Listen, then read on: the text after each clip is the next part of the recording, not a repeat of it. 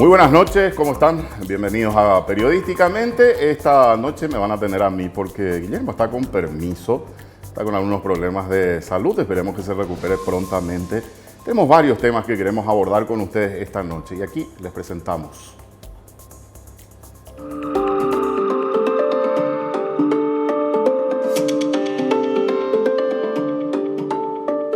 Hoy, en Periodísticamente, recibimos a Alejandro Buzó, director general de Planificación, Cooperación y Desarrollo Institucional del Ministerio de Justicia, para hablar sobre la situación penitenciaria en Paraguay a raíz de los sangrientos sucesos en la cárcel de San Pedro. También estará en piso Kelly Agüero, del Sindicato de Empleadas Domésticas del Paraguay, para tratar sobre el proyecto de modificación de la Ley del Trabajo Doméstico para que las trabajadoras perciban el 100% del salario mínimo, que mañana miércoles se tratará por segunda vez en la Cámara de Diputados.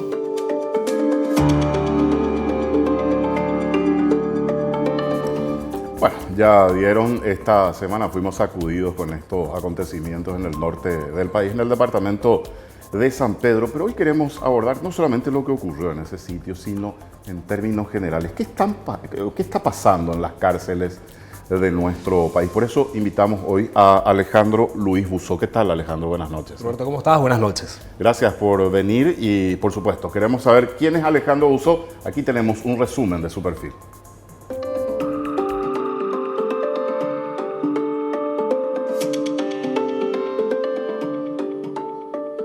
Alejandro Luis Buzó, especialista en desarrollo social y gestión de riesgos naturales y tecnológicos. Es también consultor independiente en desarrollo social y en prevención y manejo de desastres. Es integrante del Cuerpo de Bomberos Voluntarios del Paraguay. Desde el 2000 hasta el 2004 formó parte del Consejo Municipal de Jóvenes de Asunción. En el 2003 y hasta el 2014 fue director ejecutivo de la Cruz Roja Paraguaya. Actualmente es director general de Planificación, Cooperación y Desarrollo Institucional del Ministerio de Justicia.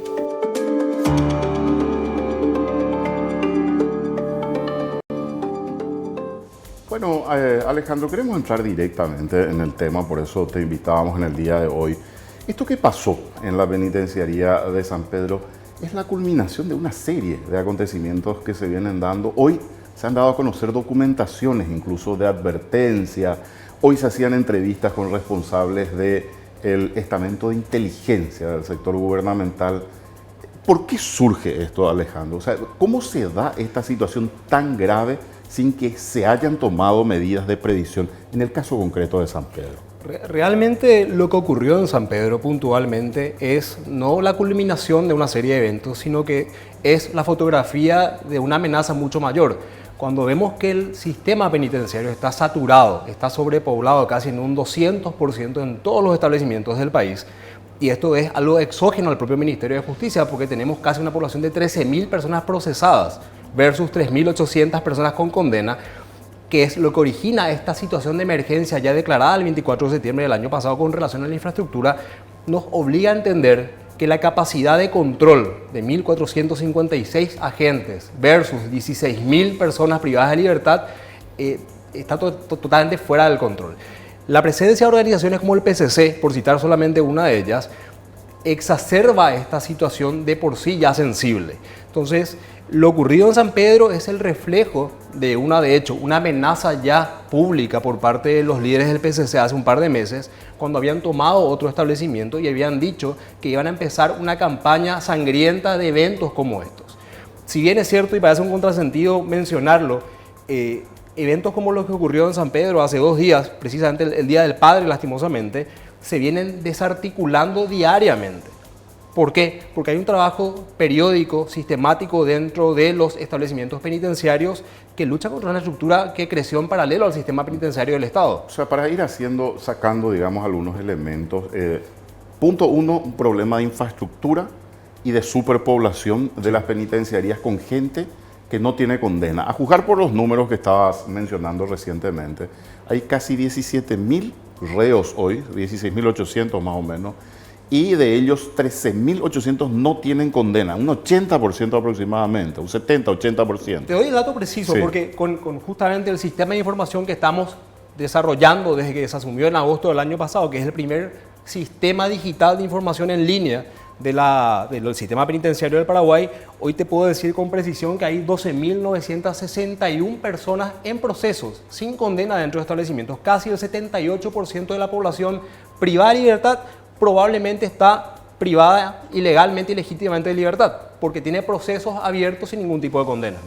Ahora, digamos, problema uno tenemos identificado, porque después quiero avanzar contigo en cuáles son las soluciones que plantea el gobierno, pero me gustaría ir a la otra cuestión. La aparición del PCC en estos casos, digamos, en estas cárceles, y de otros grupos criminales, porque hay que decir que tenemos el caso del Comando Vermelho, tenemos grupos criminales, digamos, locales, nacionales, autóctonos acá. Digamos, ¿esto ha modificado la estructura de funcionamiento de estas instituciones? O esto es algo común, digamos, que arrastramos desde hace mucho tiempo en las penitenciarías? No. Realmente se modifica de una manera sustancial el nivel de riesgo dentro de del sistema penitenciario y dentro de estos establecimientos. Y para hablar un poco coloquialmente, si uno ve históricamente el sistema penitenciario siempre estuvo con problemas de hacinamiento, sobrepoblación hasta cierto límite, y era una población relativamente tranquila en cuanto a la diferencia entre agentes penitenciarios y población total. ¿Qué es lo que ocurre ahora? La inclusión de estos grupos organizados que tienen como agenda la violencia, el homicidio, la generación del caos dentro justamente de las sociedades, hace que esto se exacerbe. Entonces, cuando vemos hoy que un agente penitenciario tiene bajo su responsabilidad custodiar entre 80 a 90 internos, si yo a esos 80 a 90 internos les pongo 10 personas del PCC, cambia absolutamente la dinámica del establecimiento. Entonces, sin dudas, es una situación que, si bien a nivel regional, creo que desde la década del 90 el PCC empieza a tomar fuerza justamente con un discurso de reivindicación de los derechos humanos dentro de establecimientos penitenciarios. Así empiezan ellos y luego se consolidan como una, básicamente, agrupación criminal. Es un problema regional. Hoy el PCC, Roberto, y es bueno aclararlo, ha llamado la alerta de la propia Unión Europea. Están comprando armas de Europa. Estamos hablando del crimen transnacional. Entonces, viendo la deficiencia histórica del sistema penitenciario, hoy realmente estamos urgidos como sociedad a tomar una nueva dinámica y hacerle frente de otra manera. Que otra vez, si vos, Roberto, y lo voy a hacer breve, ¿verdad? Sí. El propio gobierno, cuando asume el año pasado, su política de Estado es hacerle frente al crimen organizado. Lo que está ocurriendo es una respuesta natural a esa política de Estado. Lógicamente ahora hay que dotar de herramientas a las diferentes instancias, en este caso también el Ministerio de Justicia, para enfrentar a un actor absolutamente diferente al convencional.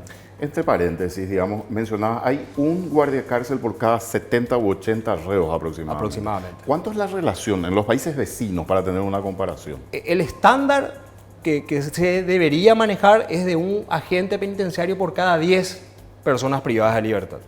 Entonces, eso se tiene que ajustar de alguna u otra medida a los diferentes niveles del establecimiento penitenciario, que también es una cuestión que, me permito anticipar, tiene que ver con la modernización del sistema. Hoy día el Código de Ejecución, que es relativamente nuevo, no faculta, por ejemplo, al Ministerio de Justicia a segmentar por peligrosidad a las personas privadas de libertad. ¿Qué ocurre? Si yo tengo una persona relacionada con el crimen organizado, ese no es un argumento para que yo lo separe de la población si su causa, por ejemplo, es de hurto, pero está vinculada al PCC. No puedo hacer esa segmentación. De hecho, muchos son reclutados dentro de las penitenciarías, la información que se maneja al menos. No, y es alarmante. Cuando uno habla hoy de la expulsión y la extradición, tiene que ya ver esto no como la única salida. Hay aproximadamente 400 miembros del PCC en el sistema penitenciario. Si yo de esos 400 miembros lo analizo de manera casi detallada, tengo 100 brasileros y de los 100 brasileros, unos 40, 42 tal vez estén en condiciones de ser expulsados o extraditados. La diferencia de ese número son ya bautizados e iniciados paraguayos dentro de este grupo organizado del crimen. Ahora, estamos hablando solo del PCC, 400 aproximadamente. Si hablamos del Comando Vermelho y otras organizaciones, ¿de cuánta gente aproximadamente estamos? Son números bastante cercanos. El problema que se da acá es justamente que es una pelea regional por el territorio de estos carteles, porque hablamos de una cuestión del narcotráfico y del crimen organizado. El PCC probablemente es el que tiene mayor protagonismo y mayor fuerza dentro del sistema, pero es una puja que va un poquito cabeza a cabeza, y también tenemos personas, por ejemplo, del EPP que están relacionadas. Entonces, uno cuando ve esto y ve los números y sobre todo y lo manejamos diariamente, no es que nos escudamos ni deslindamos la responsabilidad, es insuficiente la capacidad que tiene el sistema público hoy día, el Poder Ejecutivo, para enfrentar a este tipo de actores. Hablamos de 1000 personas aproximadamente que pertenecen a estos grupos, digamos. Aproximadamente. 1000 personas. De los 16.800 que tenemos son 1000. Así es. Aproximadamente. Bueno, mencionabas, Alejandro, que digamos estamos hablando de grupos organizados que están cometiendo ya crímenes transnacionales, pero me gustaría que conozcamos un poquito más el caso PCC concretamente, que es el protagonista de este último episodio. ¿Qué implica? Porque muchos hablan de que se trata ya de casi una empresa que funciona desde las cárceles y que se expande justamente dentro de las penitenciarías y maneja negocios multimillonarios por fuera. O sea, ¿qué datos se manejan de cómo hoy están organizados en el Paraguay? Voy a hacer una comparación que quizás no es la mejor, pero sí creo que ejemplifica. Es como una franquicia. El PCC trabaja de igual manera en los distintos países donde está alojado. Ellos trabajan, lógicamente, extramuros, tienen sus negocios fuera de las cárceles, pero dentro de las cárceles se genera una suerte de trabajo administrativo donde los cabecillas están con el relacionamiento que desean con nuevos posibles reclutas, van alineando personas dentro de estas estructuras y como son grupos organizados del crimen, su anhelo no es la libertad. Ellos dentro del contexto de encierro están como peces en el agua también y siguen trabajando lógicamente con sus células fuera de las cárceles. Entonces cuando uno ve que este modelo, que no es un modelo propio de Paraguay, es el modelo de esta organización y que se está implementando en distintos países de la región, uno tiene que entender que se necesitan soluciones absolutamente diferentes, porque estamos enfrentando un grupo que tiene un poder adquisitivo diferente, inclusive al presupuesto del propio Ministerio de Justicia, tiene mucho más dinero, tiene un poder armamentístico mucho mayor que el de los agentes que están custodiando las penitenciarías. Entonces, el tratamiento tiene que ser diferente, Roberto. Se habla en Brasil de unos 30.000 soldados aproximadamente en diferentes Se habla de casos. soldados. Y fíjate, estamos hablando de soldados, no está hablando de adherentes. O sea, eso nos tendría que hacer justamente el llamado de alerta del tipo de actitud que tienen estas personas. Son soldados, están preparados para la guerra. ¿El negocio es el narcotráfico o ya se ha expandido, han abierto, digamos, la cartera de trabajos que puede realizar el PCC? Cuando uno habla del crimen organizado, casi siempre habla de temas comunes. El narcotráfico, el tráfico de armas, el tráfico de personas. Entonces, esto es lo que sustenta este tipo de organizaciones. Cuando vemos lo del PCC, lo que pasó en San Pedro, haciendo relación justamente en este enfrentamiento con el clan Rotela, estamos hablando de una cuestión de narcotráfico, en donde se disputaban el liderazgo en el territorio de un penal y lo que vimos hoy, que es la fotografía de lo que ocurre fuera de las cárceles. La decapitación de estas personas es como su firma, es decir, mostrando esa violencia que caracteriza al tipo de agrupación. Entonces, esto mismo pasa fuera de las cárceles. Lo que ocurrió en San Pedro es una señal de alarma y yo creo que debería ser un llamado de atención para reclamos que se vienen haciendo y sobre todo también puntos muy específicos. Desde el Ministerio de Justicia se viene hablando sobre la sobrepoblación probablemente hace años, lo hablábamos también en la radio junto con Guillermo, no es algo nuevo, pero ¿cuántos recursos se ha asignado para enfrentar esta situación? Cuando uno habla de construir nuevas cárceles, por ejemplo, con un condimento diferente de seguridad, cárceles de máxima seguridad, la gente pone no, hay que construir escuelas. Pero cuando ocurren eventos como estos nos damos cuenta que nuestras instalaciones no reúnen las mínimas condiciones para enfrentar este tipo de amenazas. Hay que reconocer también, Alejandro, que esto desnuda de alguna manera problemas de estructura grave y de manejo que tenemos, que es la corrupción. Porque hay que decir que el hecho de que hayan tenido armas de fuego, hayan tenido armas blancas, pero bien, digamos, realizadas, fabricadas, representa, y muchos dicen que hoy las cárceles se han convertido incluso en lugares de depósito de droga, ¿verdad? Entonces, estamos hablando de un sistema que funciona bajo la corrupción y ese es un problema grave de estructura que tenemos, que tiene que ver con decisiones políticas, quienes manejan las cárceles, porque otro problema también es si no se politizan las responsabilidades con gente que nada entienden del manejo penitenciario. Entonces, lanzo una serie de elementos para que lo hablemos un poquito, Alejandro. Me parece que es una realidad, o sea, negarlo también sería un problema, ¿no? Yo creo que es destacable porque dentro de todo esto que parecía una gran nube negra de problemas, hay cuestiones que se han asumido desde el momento de encarar este sistema. El ministro Julio Javier Ríos nos ha encomendado precisamente la administración de realidades para encontrar soluciones a corto, mediano y largo plazo.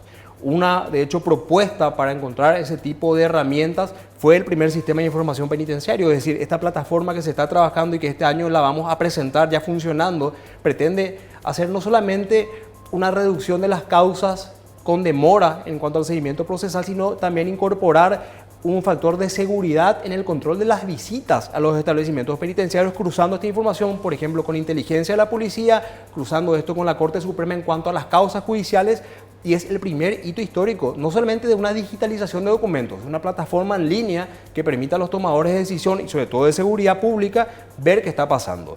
Pero es innegable que gran parte de la problemática tal vez sea y ha sido negar el problema de fondo. Cuando uno habla de las cárceles, y es también un poquito el análisis social que debemos hacer, es un tema tabú. A la gente le molesta hablar de las cárceles. Voy a hablar de cárceles, no hoy con lo de San Pedro, antes, hasta el 11 de junio, la persecución de la gente es cierren la puerta y que se quemen todos.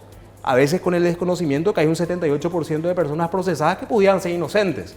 Cuando ocurre lo de San Pedro, yo creo que es una reacción natural de la sociedad ante la crueldad y el nivel de violencia a que yo creo que ninguna sociedad ni ningún ciudadano normal está acostumbrado. Entonces, hay medidas que hay que tomar y sobre todo también hay una cuestión de encarar esta realidad que ha sido postergada.